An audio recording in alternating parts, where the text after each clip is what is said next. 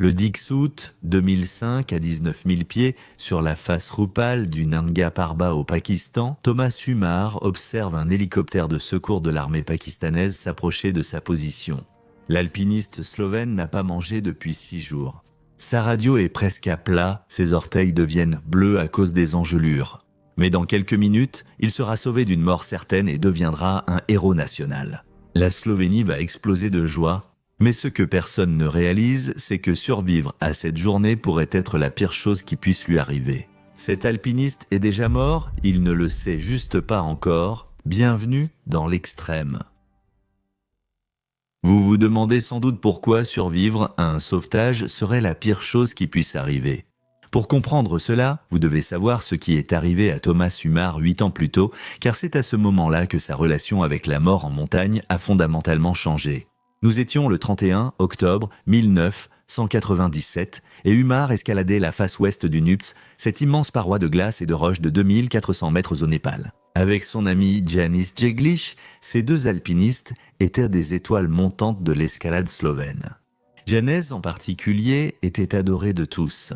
Il était talentueux, expérimenté et avait la réputation d'être l'un des alpinistes les plus prudents du pays. Pendant 5 jours, ils se sont frayé un chemin sur cette face incroyablement dangereuse. Le temps était absolument brutal. Ils sont restés immobiles 4 jours à cause des tempêtes.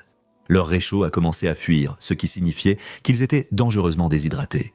À un moment donné, leur tente de bivouac a été tellement comprimée par la neige qui tombait qu'ils ont failli suffoquer à l'intérieur.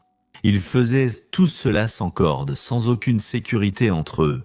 Si l'un tombait, l'autre ne pouvait le retenir. C'était audacieux, rapide et très risqué. La 3e nuit, Jeglic a dit quelque chose d'étrange à Umar. Il a dit « Si on grimpe ça, on sera heureux à vie. Sinon, on rendra la moitié de la Slovénie heureuse. » Il plaisantait sur la politique de l'alpinisme slovène, sur l'establishment qui n'approuvait pas toujours leur style agressif.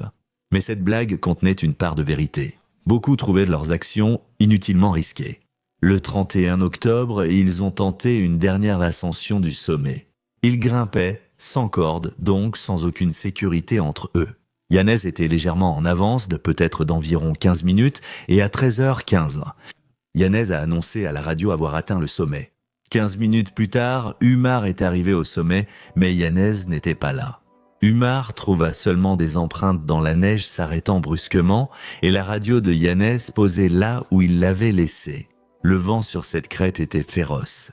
En 15 minutes, entre l'arrivée de Jeglic et celle de Umar au sommet, une rafale l'avait emporté et projeté hors de la montagne. Il a chuté de plusieurs milliers de mètres sur la face sud et n'a jamais reparu. Umar se retrouvait seul à 25 400 pieds au sommet d'une paroi de 8 000 pieds, son partenaire mort, la nuit approchant, devant redescendre seul. La suite a été brutale. La lampe frontale de Umar s'est éteinte pendant la descente. Il a perdu ses lunettes de neige, il hallucinait à cause de l'épuisement et de la déshydratation. En plus de ça, une avalanche l'a emporté sur la paroi et il a réussi, d'une manière ou d'une autre, à arrêter sa chute. Il lui a fallu 2 jours pour atteindre le bas et en arrivant en titubant au camp de base, il souffrait d'engelures, d'une grave déshydratation et d'un traumatisme psychologique. En Slovénie, les gens ont pleuré la mort de Janez. Il était le favori de nombreux alpinistes. Même si tous reconnaissaient la survie incroyable de Umar, des murmures persistaient. Certaines personnes ont blâmé Umar pour ce qui s'était passé. Ils disaient que ce n'était pas le bonhomme qui était revenu du Nupt. Umar disait avoir l'impression que ce n'était pas le bonhomme revenu du Nupt. Les cicatrices psychologiques étaient profondes. En fait, à partir de ce moment-là, Umar a grimpé principalement seul. Il ne supportait pas l'idée de perdre un autre partenaire. Petit détour dans ce train du chaos. Pour rejoindre la communauté extrême, découvrez des vidéos exclusives faites pour vous. Accédez en avance à nos contenus et votez dans nos sondages sur Patreon. Rejoignez-nous là-bas. Le plus triste, c'est que ce n'était pas sa première expérience traumatisante. Vous voyez, Umar est né en 1969 en Slovénie, alors que c'était encore une partie de la Yougoslavie communiste. Il a grandi dans une famille ouvrière. Son père, maçon, trouvait l'escalade inutile et dangereuse. Son premier baudrier d'escalade était littéralement juste une ceinture de sécurité de Fiat jetée. Mais à 20 ans, un événement a profondément changé sa vie. Umar a été enrôlé dans l'armée yougoslave et a été stationné au Kosovo au plus fort des tensions ethniques dans les Balkans. Ce qu'il y a vu l'a horrifié. Il servait aux côtés de Serbes qui gardaient des Albanais ethniques et le traitement brutal auquel il a assisté allait à l'encontre de toutes ses convictions. À la fin de sa conscription, l'armée a refusé de le laisser rentrer chez lui. À la place, ils l'ont détenu, manipulé et maltraité. Et puis ils l'ont abandonné dans une gare du Kosovo, dans une ville hostile aux forces yougoslaves. Quand Umar est entré, il était brisé. Il souffrait d'un syndrome de stress post-traumatique sévère et sa façon de faire face était l'escalade. Les personnes avec des traumatismes préexistants pratiquent souvent les sports extrêmes pour s'automédiquer. L'adrénaline, la concentration intense nécessaire pour rester en vie, cela fait taire les démons temporairement. Mais avec le temps, il faut de plus en plus d'intensité pour obtenir le même effet. C'est comme une addiction. Je pense que c'est ce qui est arrivé à Umar. Il s'est lancé dans des solos sur des itinéraires si risqués que son club les surnommait « Solo de la mort » et « Montagne folle ». L'escalade était plus qu'une passion, une thérapie, une échappatoire. Les montagnes étaient le seul endroit où il pouvait vraiment respirer. En 1999, Tomo Umar figurait parmi les alpinistes slovènes les plus accomplis. Il avait remporté le Piolet d'or, qui est en quelque sorte l'Oscar de l'alpinisme, pour une ascension de la Madablam, mais son exploit le plus marquant restait à venir. La face sud du Dhaulagiri. Le Dhaulagiri est une montagne de 26 000 pieds au Népal et sa face sud est l'un des murs les plus dangereux de l'Himalaya. Une élévation de 13 000 pieds avec 40% de mortalité. Reinhold Messner, qui est l'un des plus grands alpinistes de tous les temps, a tenté cette voie 2 fois et a échoué les 2 fois. Il l'a qualifié d'impossible. Et en octobre 1999, Umar a décidé de l'escalader seul. Pas de partenaire, pas de soutien. Pendant 9 jours, il a gravi cette paroi. À un moment, un gros rocher a frappé sa jambe à 18 700 pieds. Heureusement, elle ne s'est pas cassée, mais cela aurait pu tout arrêter. Au 8e jour, il était à 25 600 pieds et le temps devenait mortel. Le vent était violent, le froid insoutenable. Son camp de base a envoyé un message radio. Cela n'a jamais été fait. Il est temps de penser à redescendre. Umar, épuisé et sans oxygène, a regardé une photo de son fils Tommy qui l'avait emporté. À ce moment, épuisement ou manque d'oxygène, Umar a eu une vision. Il a dit qu'il a clairement vu le jeune Tommy sortir son doigt de la photo et lui dire « Rentre à la maison, papa ». À ce moment-là, il a pris une décision qui lui a probablement sauvé la vie. Il a dit « J'ai réalisé en un éclair que j'allais mourir ». S'il continuait, il mourrait. Il a donc fait demi-tour, il n'a pas atteint le sommet, mais il a survécu. De retour en Slovénie, les gens ont quand même célébré.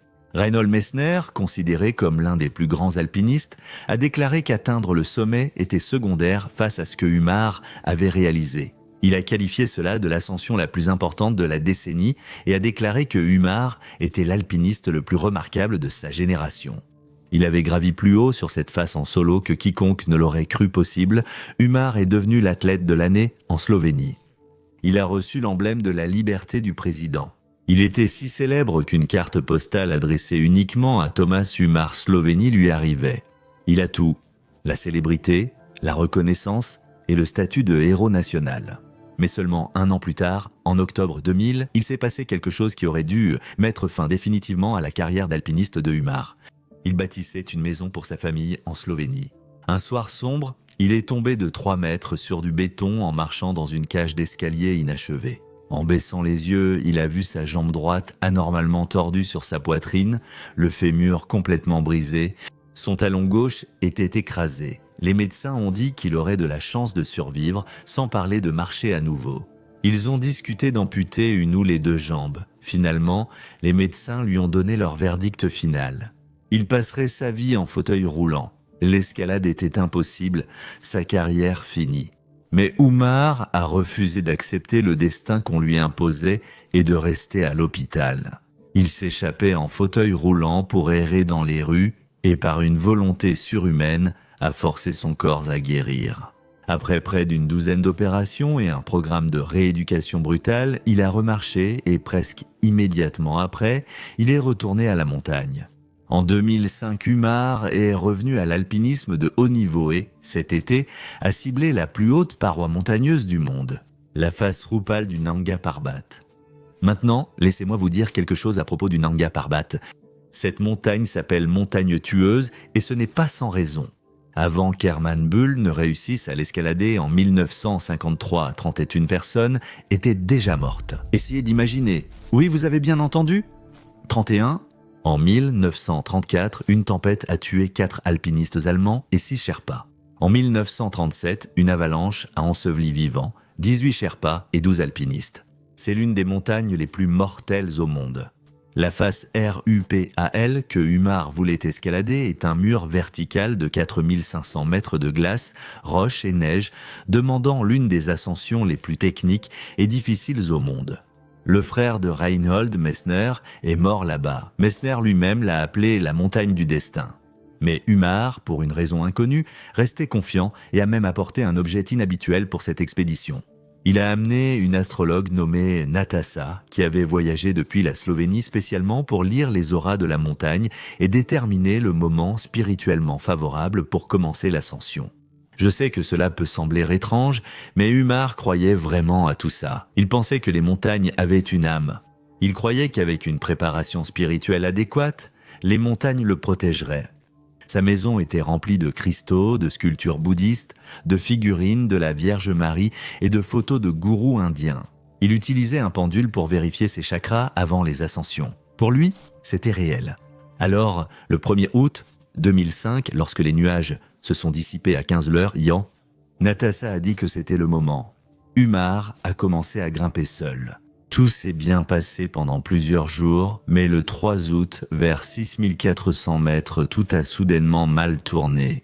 Umar s'est retrouvé dans ce qu'il a décrit comme un labyrinthe de glace. C'était une formation de neige et glace en surplomb, chaque direction menant à un terrain infranchissable ou à une mort certaine. Et puis, sans avertissement, le sol sous lui s'est effondré et il est tombé dans un trou. D'une manière ou d'une autre, il a réussi à arrêter sa chute et à se fabriquer une minuscule étagère de neige pour s'asseoir. Pendant les 2h30 suivantes, il a tenté de s'échapper, mais après avoir parcouru peut-être 90 mètres, il a abandonné. La neige était trop instable, toute la structure donnait l'impression qu'elle pouvait s'effondrer.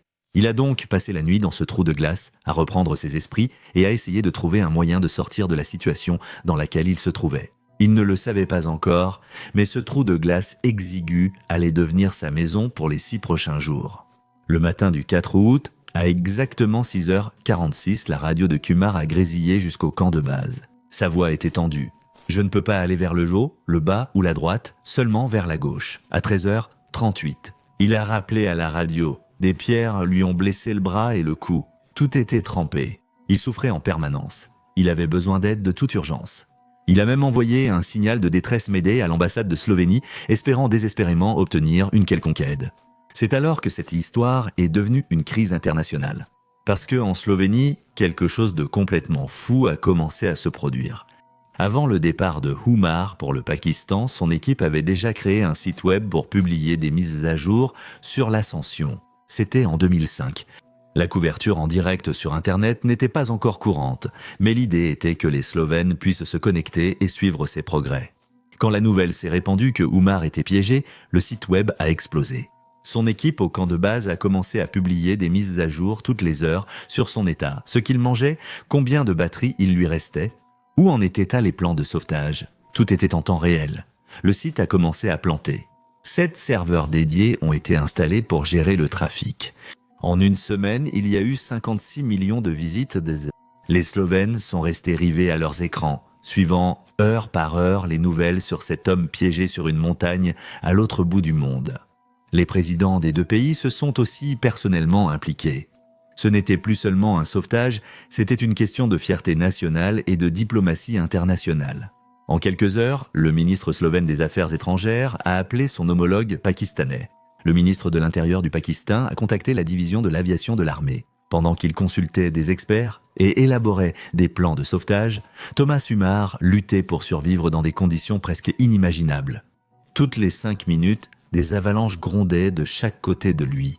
L'humidité était de 95 à 99%, ce qui signifiait que rien ne pouvait sécher. Ni son sac de couchage, ni ses vêtements, ni son équipement.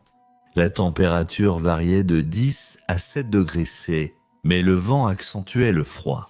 Pour survivre, Umar a dû être créatif. Il a séché ses chaussettes sous ses aisselles en soufflant dessus. Quand son sac à dos s'est déchiré, il l'a recousu en utilisant du fil de couteau et ses dents.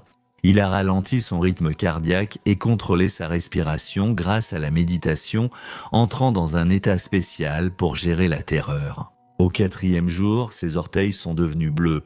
Il les a massés avec de la crème, craignant les engelures. Il dormait la tête en avant dans un tunnel de neige en U pour repousser les avalanches avec ses coudes lorsqu'elles l'ensevelissaient. Ses provisions se sont réduites à 2 sachets de soupe, 5 morceaux de fromage et un peu de prosciutto. Il ne lui restait plus que 4 piles pour sa radio. Le 7 août, la voix faible et brisée, il a transmis ce message. Ma 5e nuit, dans ce piège glacé, est devenue insupportable. Si ce temps continue, je ne pourrai pas tenir beaucoup plus longtemps. J'imagine la terreur qu'il a dû ressentir, sachant que chaque souffle pouvait être le dernier et se demandant si quelqu'un viendrait le sauver à temps. Mais de l'aide était en route. L'armée pakistanaise avait un plan, mais il était extrêmement risqué. Voyez-vous, pendant les premiers jours après le signal de détresse de Oumar, les conditions météorologiques rendaient toute tentative de sauvetage impossible. De violentes tempêtes et d'épais nuages couvraient la montagne, mais le 9 août, il y eut enfin une accalmie dans la météo. 2 hélicoptères, Lama, société anonyme, 315B, ont été envoyés dans la région par l'armée. Ce sont des appareils conçus en France, fabriqués pour les opérations en haute altitude. Mais même ces hélicoptères spécialisés pouvaient à peine fonctionner en toute sécurité à 19 000 pieds dans des conditions normales. Alors, ils les ont dépouillés de tout le superflu, retirant tout ce qui n'était pas nécessaire, simplement pour maximiser la capacité de levage. Le 9 août, ils ont tenté leur première opération de sauvetage, mais un épais brouillard recouvrait toute la face de la montagne. Oumar entendait les hélicoptères au loin sans les voir. Les pilotes ont volé assez près pour voir où se trouvait Oumar et ils ont déterminé que le sauvetage était théoriquement possible. Ils avaient du besoin d'une météo, d'un timing et d'une exécution parfaits. Une seule erreur et tout le monde mourrait. Le matin du 10 août, malgré une météo incertaine et des nuages cachant encore la position de Oumar, les pilotes, le lieutenant-colonel Rachidullah Baig et le major Khalid Amir Rana ont pris leur décision. Ils allaient tenter le coup à 5h45 du matin. Ils avaient atteint la paroi de la montagne et aperçu Oumar accroché à sa mince arête enneigée. Ce qui s'est passé ensuite est l'une des plus impressionnantes manœuvres de vol dont j'ai jamais entendu parler. Les pilotes se sont approchés en angle stationnaires avec Oumar à 9h.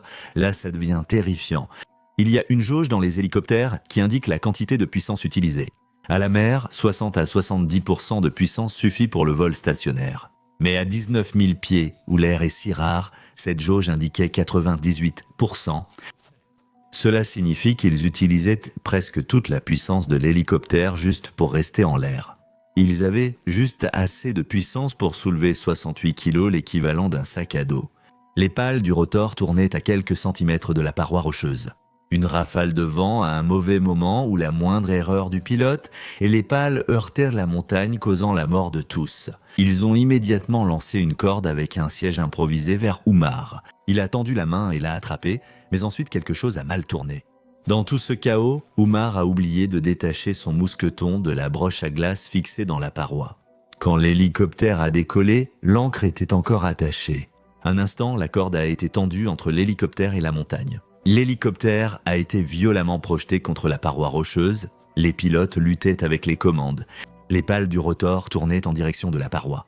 En un instant, tous au camp de base ont cru voir l'hélicoptère s'écraser contre la montagne avec Oumar encore attaché. Puis la broche à glace s'est arrachée de la paroi. L'hélicoptère a brusquement reculé, s'éloignant de la face. L'habileté de Baig les a gardés en vol. Pendant 10 minutes, Thomas Oumar est resté suspendu à une corde sous l'hélicoptère pendant leur descente au camp de base. Lorsqu'ils l'ont finalement déposé au sol au camp de base, les médecins ont immédiatement examiné Thomas. Il avait de légères engelures aux mains et aux jambes, était épuisé et n'avait pas mangé depuis des jours. Mais il était sain et sauf. Il n'avait pas de blessures graves, enfin pas de nouvelles en tout cas. La Slovénie a explosé de joie. Les pilotes pakistanais ont obtenu la plus haute distinction militaire slovène pour leur bravoure. De nombreux Slovènes ont encouragé Oumar à se présenter à la présidence, qu'il aurait probablement remportée, selon Reinhold Messner. Thomas Oumar est l'un des meilleurs et des plus endurcis alpinistes, et il réussira. Ça paraissait miraculeux, mais certains ne l'ont pas vu ainsi. Certains membres de la communauté internationale de l'alpinisme ont réagi très différemment au sauvetage de Oumar. Un alpiniste américain de renom a écrit Désormais, chaque pauvre type mal préparé, dont les capacités ne sont pas à la hauteur de ses ambitions himalayennes, peut prendre la radio, appeler à l'aide et s'attendre à ce que la cavalerie vienne sauver la situation.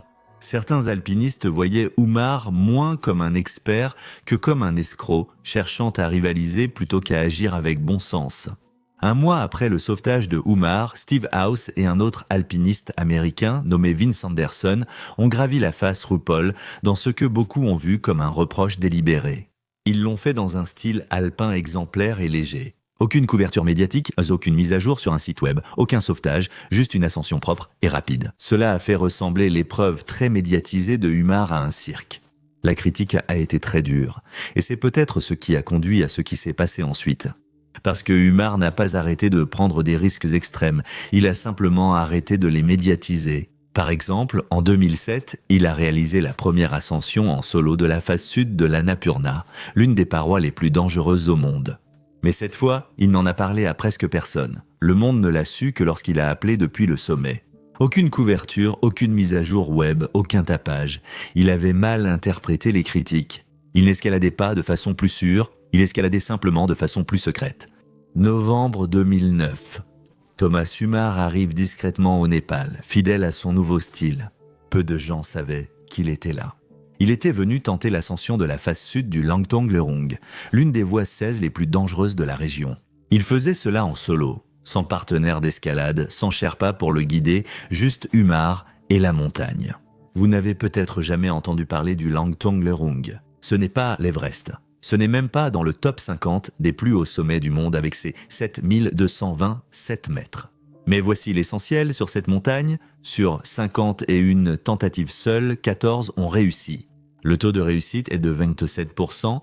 16 alpinistes y étaient morts, dont 13 ensevelis par des avalanches, et la face sud que Umar tentait d'escalader n'avait pas été gravie avec succès depuis 1995. Le plan de Umar, gravir la face sud en style alpin rapidement et léger avec un équipement minimal. Établir des camps au fur et à mesure, atteindre le sommet puis redescendre. Prouver à lui-même et au monde qu'il restait l'un des plus grands alpinistes vivants. Mais cette fois, sans le cirque médiatique qui avait entouré le Nanga Parbat. Le 5 novembre 2009, Umar a quitté le camp de base pour commencer l'ascension. Au camp de base, seul son cuisinier, Jagat Limbu, est resté pour surveiller ses appels radio pendant 2 jours. Umar progressait régulièrement vers le sommet. Le 7 novembre, il a atteint 6000 mètres et a installé un bivouac sur une arête. Tout se passait comme prévu, il avançait rapidement. L'escalade était difficile mais gérable et la météo, bien que pas parfaite, tenait bon. Le 9 novembre, à environ 20 700 pieds, Umar a pris une décision. Il a appelé Jagat au camp de base par radio et ses mots disent de tout « Je suis ici. Ce n'est pas possible, je redescends ». Il descendait, il avait compris les signes, la météo changeante, les difficultés à venir, les risques qui augmentaient. Il a pris la bonne décision. Comme sur le Dhaulagiri en 1999, en voyant la photo de son fils, il a fait demi-tour et redescendait comme il l'avait appris. Mais quelque chose s'est passé pendant cette descente, je ne peux pas vous dire exactement quand cela s'est produit. Nous savons seulement que plus tard, lorsqu'il a contacté Jagat par radio, sa voix a glacé le sang de ce dernier. Il avait eu un accident, il avait une jambe cassée, le dos brisé et des côtes fracturées. Il a probablement dû tomber pendant la descente, glisser sur la glace, manquer une prise. Nous ne le saurons jamais. À 6300 mètres d'altitude, sur une face de montagne inexplorée depuis 14 ans, ses blessures étaient catastrophiques. Umar faisait face à une réalité qu'il avait d'une certaine manière évitée depuis 2005. Cette fois, aucun miracle n'allait arriver. Pas de crise internationale, pas de président passant des coups de fil, pas 56 millions de personnes qui regardent en ligne. Un homme seul mourant sur une montagne. Je ne peux qu'imaginer ce qui devait traverser l'esprit de Umar à ces moments-là. A-t-il songé au Nanga Parbat ou à ses enfants lors de son sauvetage en hélicoptère? A-t-il compris que les montagnes auxquelles il pensait donner une âme ne l'aimaient pas en retour, d'une certaine façon, impossible? Umar a survécu cette nuit-là, et au matin du 10 novembre, il a rassemblé assez de force pour passer un dernier appel radio à Jagat Limbu. Sa voix était si faible que Jagat a dû tendre l'oreille pour l'entendre. Umar n'a réussi à prononcer que quelques mots avant que la transmission ne s'arrête. « Jagat, c'est mon dernier ». Et puis, le silence. La ligne s'est coupée. Thomas Umar n'a plus jamais transmis. Pendant 4 jours éprouvants, les équipes de secours ont cherché désespérément. Le 10 novembre, un hélicoptère a survolé la face sud mais n'a rien vu. Le temps était trop mauvais, la visibilité trop limitée. Une solide équipe de Sherpas s'est rapidement déployée, installant des cordes et grimpant près de 500 mètres vers la position indiquée par Umar. Ils ne l'ont pas trouvé, il était absent.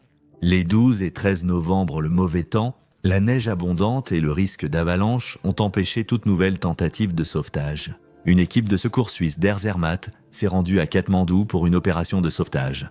Mais tout ce qu'ils pouvaient faire, c'était attendre que le temps s'éclaircisse et prier pour le retrouver vivant. Le 14 novembre, après 3 heures de recherche aérienne, ils ont finalement aperçu quelque chose. Mais ce qu'ils ont trouvé n'avait aucun sens. Le corps de Umar était à 18 400 pieds, soit 2300 pieds sous l'endroit indiqué, et nettement plus à gauche que prévu. Dans une partie complètement différente de la paroi, le corps était gelé, complètement solide. La jambe cassée était visible depuis l'hélicoptère. Comment Umar a-t-il pu descendre aussi bas ? A-t-il, avec le dos et la jambe cassée, rampé ou traîné en bas de la montagne pendant 4 jours ? Voulait-il atteindre une altitude plus basse pour faciliter le secours par hélicoptère ? Peux-tu imaginer une telle force de volonté, une telle souffrance ? Descendre lentement, souffrant, le long d'une paroi glacée quasi verticale, les os brisés, conscient de mourir mais refusant d'abandonner. Le terrain escarpé et rocheux où il a été retrouvé rend cela presque impossible à imaginer.